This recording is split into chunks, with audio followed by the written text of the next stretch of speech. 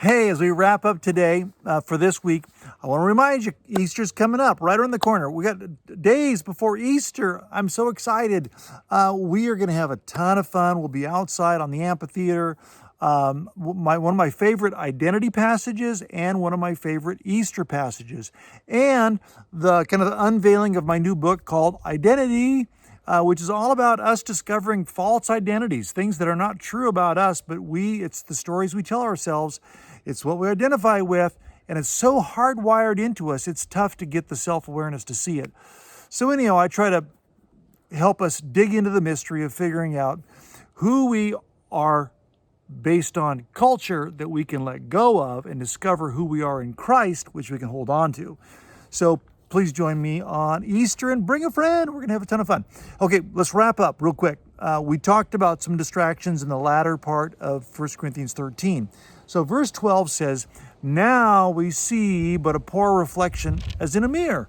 Then, looking forward when that perfect comes, when Jesus comes back, when we see him as he is, we shall be like him. Then we shall see him face to face." Isn't that beautiful? Kind of tells us when the perfect comes is this face-to-face experience with Jesus, and we're transformed. So this last little distraction really is this thing that most of us don't like, is that we just know in part. We just know in part, not in full. We don't see clearly now. We see dimly as in a mirror. He's saying we don't have all the information. Here's one of the ways you can detect through some self-awareness that something's getting in the way of being loving, is when you have to be a know-it-all.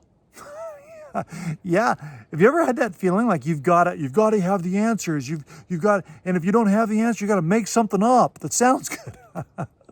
That is a compulsion out of insecurity.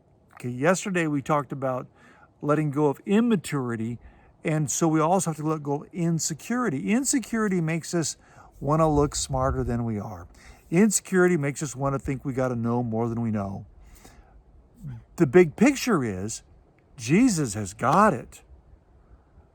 All of us know in part. None of us know full.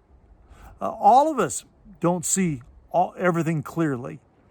But when we see him face to face, we shall be like him. When we see him face to face, we'll be known, even as we are fully known. The beautiful thing about God is he knows you fully. He knows every insecurity, every immaturity, every distraction that pulls you away from living and loving like Jesus.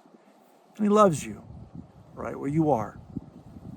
But he's promised to not leave you there. And that journey goes better the sooner we become self-aware. We start getting on the program, start saying, "Okay, Lord, show me, search me, O God," the psalmist said in 139. "Search me, O God, and know my heart. Test me and know my anxious thoughts, and see if there be any offensive way in me, and lead me in the way everlasting." I don't know what path you're on, but I know this. If you're not willing to examine the path you're on, you won't discover the path where you belong. Join me this Easter as we help one another discover our true selves in Jesus. I'll see you soon.